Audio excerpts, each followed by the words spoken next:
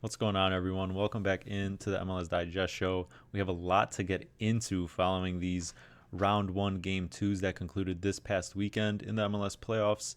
And with half of these 8 opening round series being decided in just 2 games and sweeps, and the other half now going to these deciding game threes this coming weekend. But before we get into that, guys, I just want to ask you to please like the video below and subscribe to the channel if you haven't already. If you are interested in anything MLS related and have been enjoying the content recently, your support is always appreciated. So we'll start with the 4 series that ended in just 2 games, and we have to start here between the Red Bulls and the Crew in what was, of course, the upset of the entire playoffs. It's going to be hard to top this one. The Red Bulls swept the Columbus Crew, the defending 2023 MLS Cup champions, this year's also Leagues Cup champions. And man, wow. Obviously, in that first game, Red Bulls got that first half goal and then just bunkered down. The Crew looked very, very tired, uninspired, and frankly, not as creative without Diego Rossi. And Red Bulls escaped that first game with a win, and that set up this game 2 back in New Jersey, where it was a bit more back and forth. The Crew had Diego Rossi back. They got the opening goal in the second half, but then the Red Bulls responded with 2 goals of their own. And then out of nothing, it almost seemed like it was very confusing as to how we got 12 minutes of stoppage time in that game. But that allowed the Crew to eventually get that equalizing goal by Christian Ramirez with one of his expected type of header goals. And then it went to penalties, where once again the Crew had that chance to send this to a game 3 again on the 5th and final spot kick, because the Red Bulls had missed a couple in the opening 5, and then they missed, and then it went to sudden death. And penalties in general are just anyone's guess, and the Red Bulls came through with the shock sweep.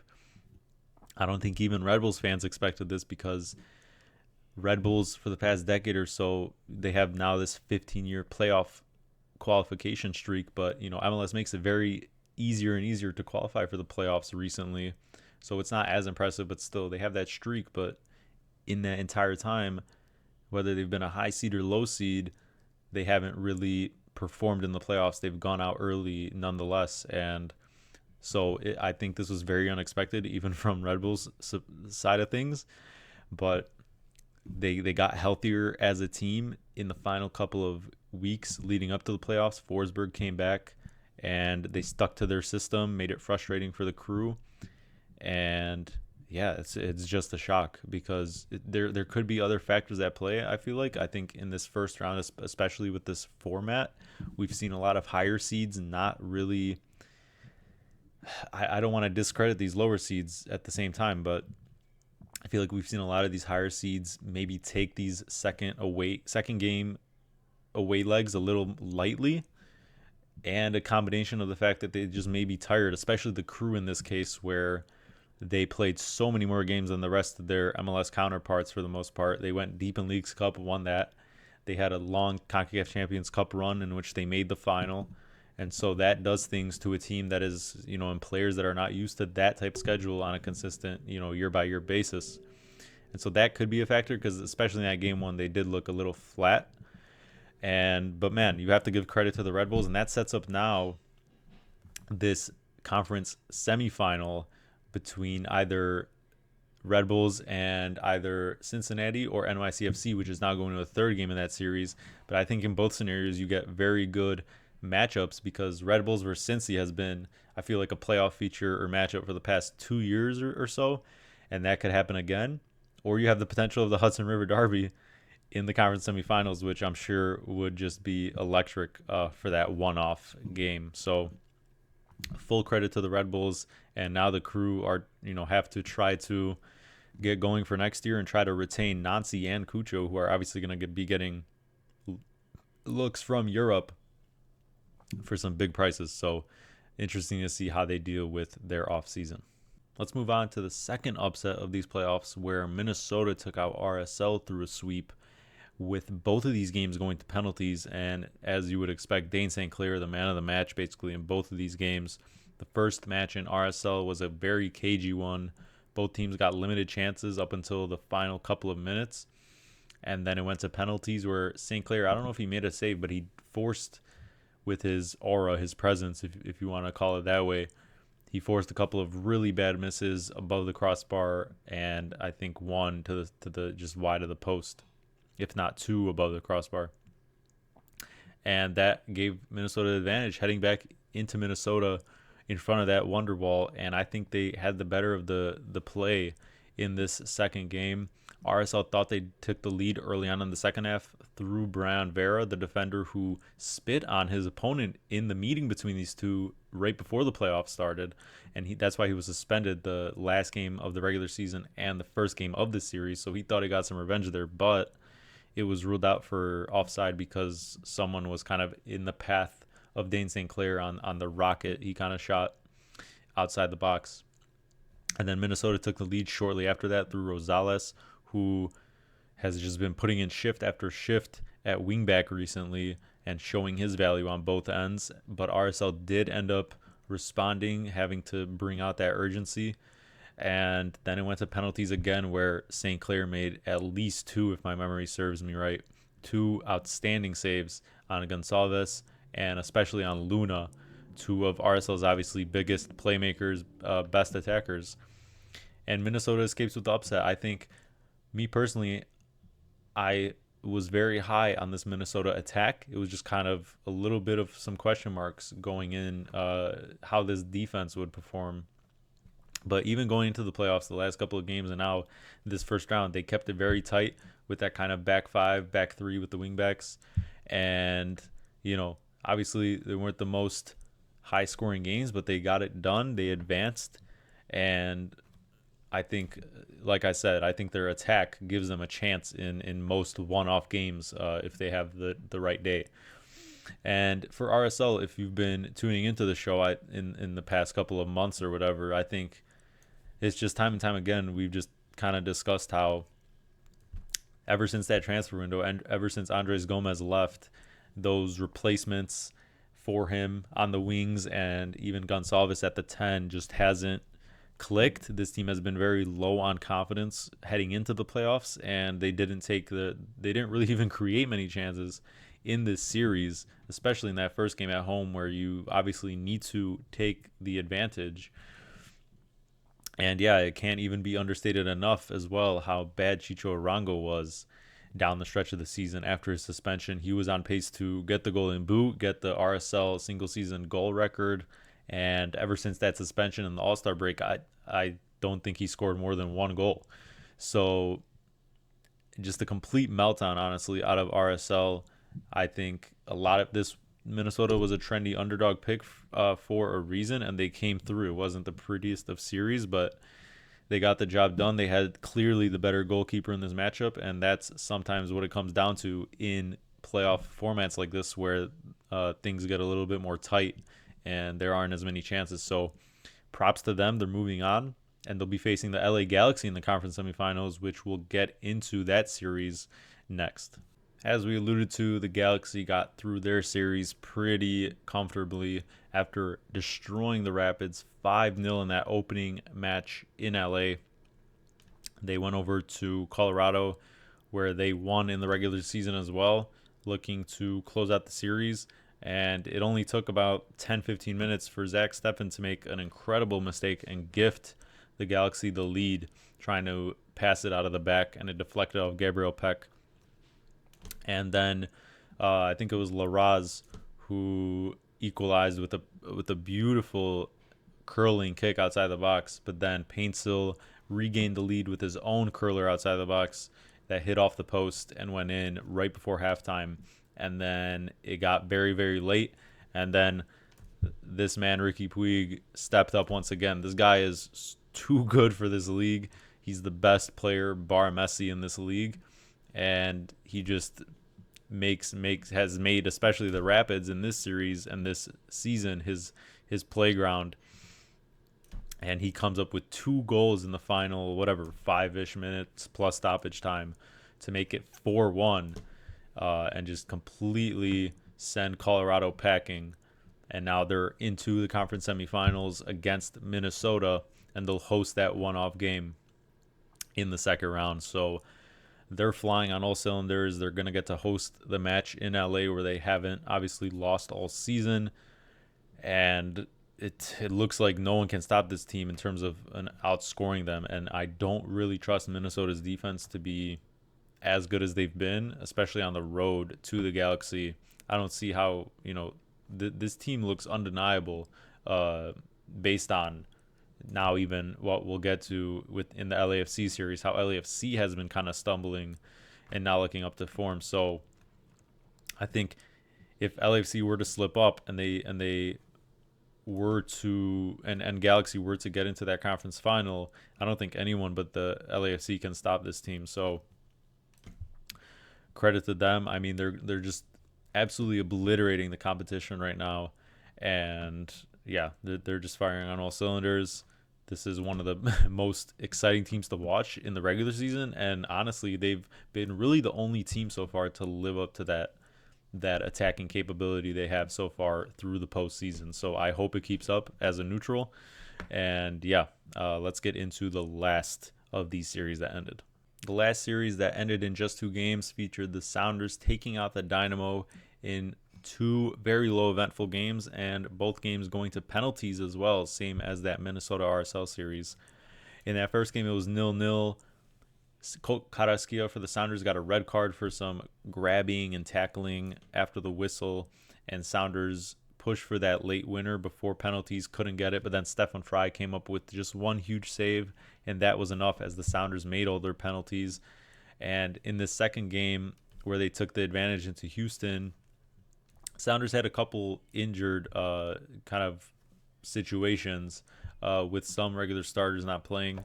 And Dynamo did take the lead in this one in the second half, but Sounders were able to respond. And in the meantime, it was actually another red card for the Dynamo with Hector Herrera, one of their, most veteran players and, best creators in midfield. He got his own red card for spitting towards the referee's feet after a call he didn't agree with. Just another boneheaded play out of a Houston midfielder in this series. Like, it's just unexplainable. And you just have to be so heated as a Dynamo fan if you were watching this series, because the team couldn't create and you let your emotions get the best of you. And so once again, we went to penalties where once again, Stefan Frei really just had to make that one save at the end as the Sounders converted on all their chances. So it was basically a war of attrition, and the Sounders outlasted the Dynamo in that, and they're awaiting the winner of the LAFC Whitecaps series, which is going to a Game 3. I'm sure the Sounders are absolutely rooting for the Whitecaps in that one. Obviously, that would be a heated series in that Cascadia Cup type of rivalry, but the Sounders would host that one-off game in the next round. Meanwhile, obviously, if LAFC wins, LAFC has had Sounders' number all season and the past couple of seasons. But yeah, that one's going to a Game 3. Sounders will await their opponent. They didn't look that inspiring attackingly, but once again, defensively, been one of the most solid teams in the league, and that can get you by in some of these series depending on the opponent. And that worked against this Houston side, which just had nothing really to offer all season, even at home, and that showed they couldn't even force it to Game 3. So lots of more questions for Houston going to the offseason, especially maybe trying to figure out better kind of wing play. But yeah, for now, they'll be shaking their heads and trying to look forward to next season while the Sounders are on to the second round. So now with 4 series already being decided, we have 4 left, all up for grabs in these final deciding Game 3s. The first of those being on Friday between LAFC and Whitecaps, the 1 seed versus the wild card in the West. And actually both conferences having their 1 seed versus wild card going to this Game 3, with the other one being Miami hosting Atlanta in Game 3, which we'll get to. But man, I mean, listen, Whitecaps had their chances in the first game. They didn't convert. LAFC got it done at home, and it was maybe a tighter game than maybe some people expected. And the scoreline also indicated that, but LAFC just simply took their chances here, despite, like I talked about, some good play from Vancouver. But in this second return leg, you could see how dearly Whitecaps missed being at home, even though they weren't really that consistent at home in the regular season. I think also that matter that they didn't get to play the wild card game at home also took into effect that urgency they had in the second game. Obviously, a closeout game potential for LAFC, but Whitecaps just came out on the front foot, got two very early goals, one being a deflection off Hollingshead and another one coming from Ryan Gauld, who has just either assisted or scored in basically every game, both games in this series. In that Portland wildcard game, a hat trick. He's just been everywhere for this team. He's been this team's main facilitator as well in the past couple of seasons, and the team just completely goes through him. But Whitecaps did make the change where they put in Pico up top in that formation, that kind of Christmas tree formation, 4-3-2-1, and I think that played a part in how it paid dividends for Vancouver, who have not forced this game 3. And I just think LAFC came out very, very flat at the same time. It seems like to me a lot of these higher seeds, especially even these 1 seeds, are kind of taking these second games very lightly and just kind of banking on the fact that maybe they can just sleepwalk their way into a 2-0, not use too much energy, and they just have in the back of their minds that we have that third game just in case, and of course we'll get it done because we're at home. So, but that's a dangerous game to play. But I don't want to take credit away from Vancouver, because I did get kind of on them in the sense that they never really showed it. They never converted their chances, and that's why it was hard to trust them against the LAFC, who have had their number.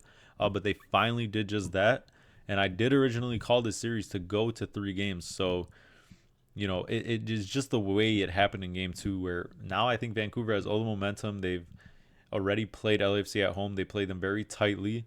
And I think if they can force this to a shootout where, it'll go to that after 90 minutes if it's a draw, then I think they'll be completely content with that. But it's really about how much energy LAFC has left in the tank. Can they close this out at home where they've been so dominant? And, what maybe potential changes are made to this lineup, because the midfield as well for LAFC didn't really look very convincing. The whole team obviously was off as a whole on the night, but I think as we talk about in each of these remaining 4 series, I think you can make a serious case for the underdog to, pull off this upset, with that also added situation of the potential of penalties. Like, if these games are closed down to the wire, I don't think these underdogs are going to make it that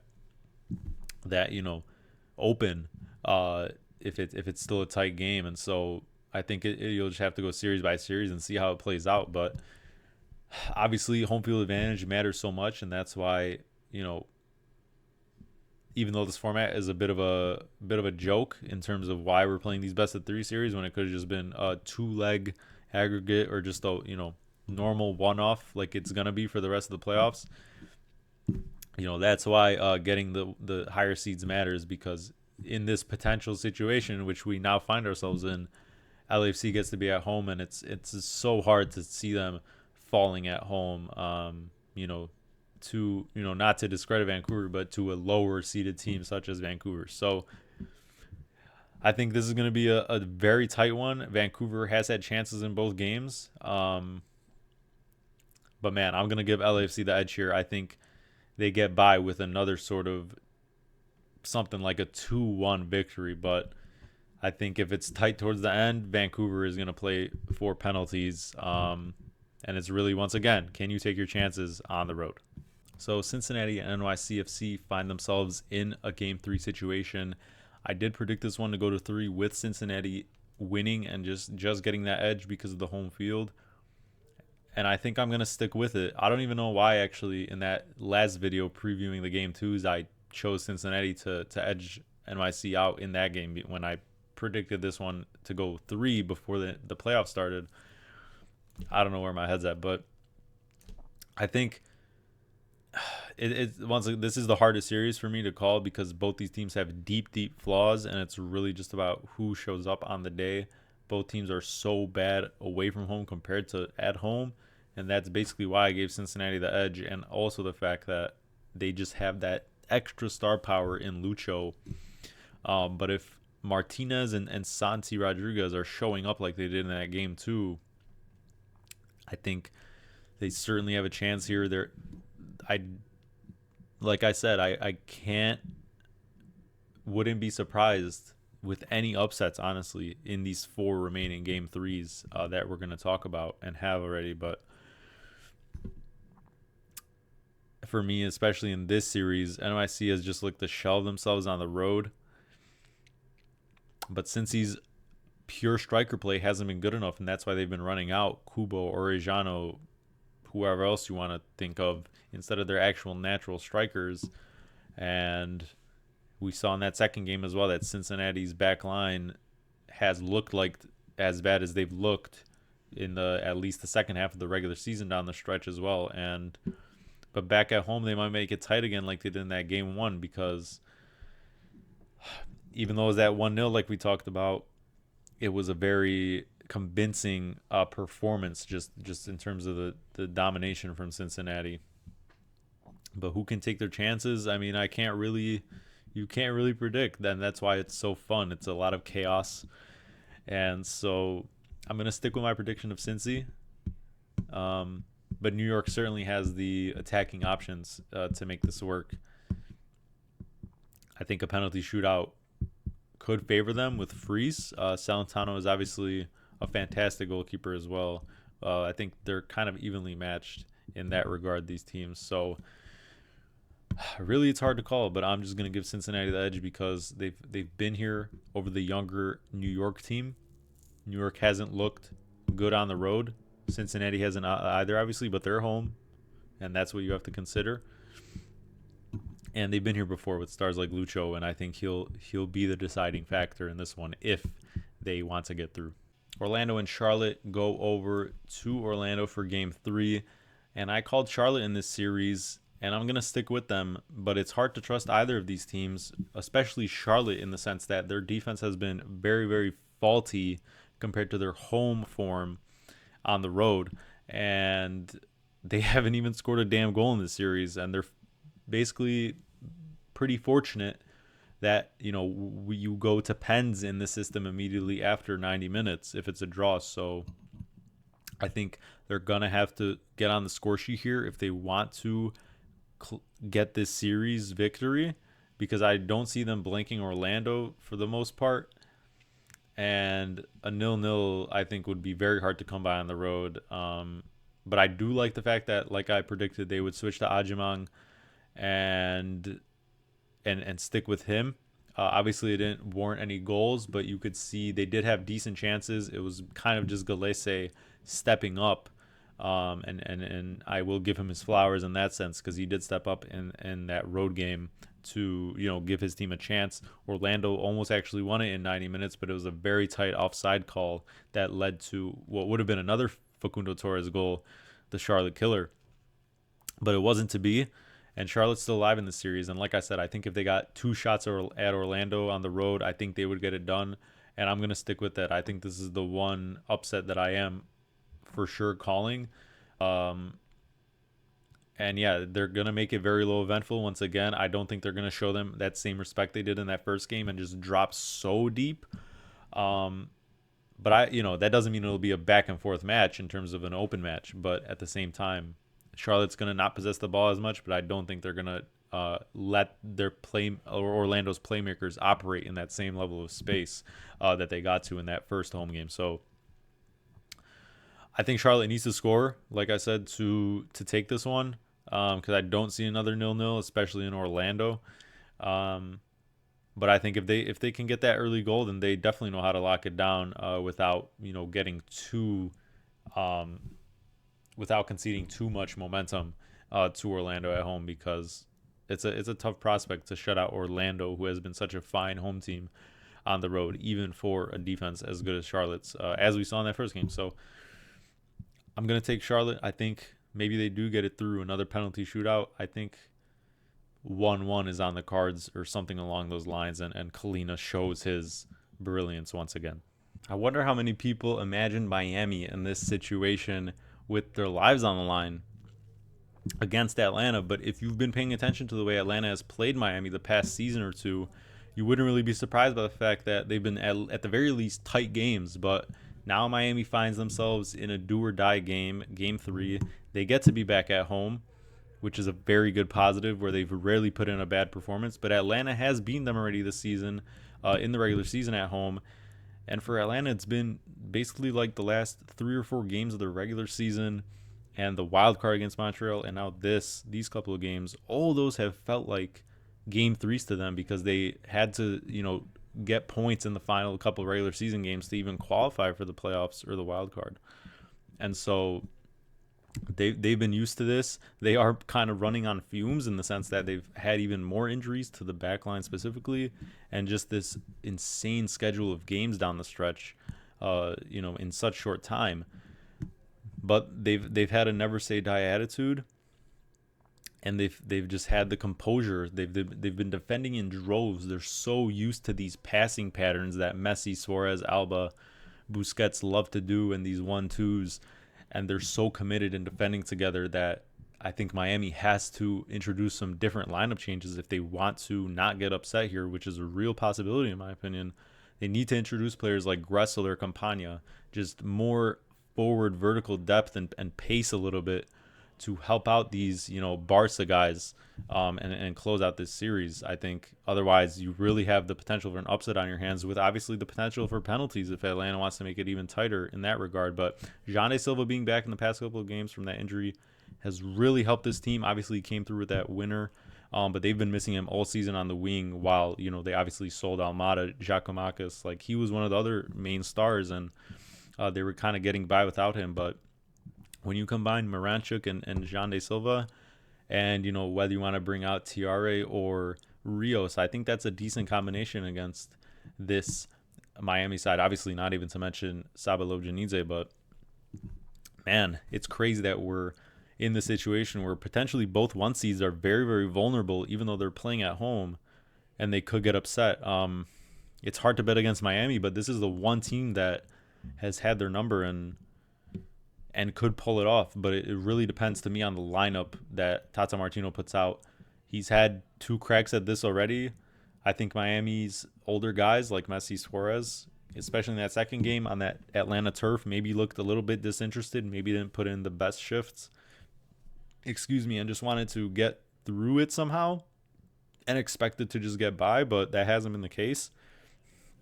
And Atlanta is playing with house money. They're going to probably be just as aggressive, take advantage of the fact that maybe Miami is just as tired as them. And it sets up for a really good viewing experience as a neutral. It's going to be very interesting because, it's been a long season for everyone. And this format might just be exposing some teams who may not be wanting to play that many games. So we'll have to see. But, man, I think Tata will do the right thing. You just expect him to. But even if he doesn't make the right starting 11 changes, he's been so stubborn in just, throughout his time here with not making subs early enough. And if that's the case, I think that'll be why they lose this, something along those lines with the lineups. Like, I think they have to change something. And I'm just going to trust these guys to deliver. It's been a fun ride for Atlanta. It would be insane if they could pull this off. But, man, I'm going to go for a 3-1 Miami victory. And they move on to face either Orlando, Charlotte. And even though that sets up another potential hard matchup now, it seems, just in general for Miami, who looks a little lackluster, at least the crew are out. So I think Miami has to seize this opportunity, and they will. Thanks for tuning in once again, everyone. Once again, as a reminder, please make sure to like the video if you've been enjoying the content, and subscribe to the channel if you haven't already. These round 1 deciders are going to get crazy. I feel like we definitely got at least one upset in store. For me, it's Charlotte as my most confident bet, but there's been so much more parity than I expected in this first round of the playoffs. I thought most of these higher seeds would cruise. The only upset I called actually was the Charlotte series, but we've already seen 2 upsets, and both of those were sweeps, and we could see a couple more in these very, very tight and just dramatic game 3s we're going to get. So sets up for some good cinema. There's going to be a big break between this round and the second round, unfortunately, because this playoff format schedule is just honestly ridiculous. But enjoy these final round one games as you can because of that break. It's going to be a couple weeks between then.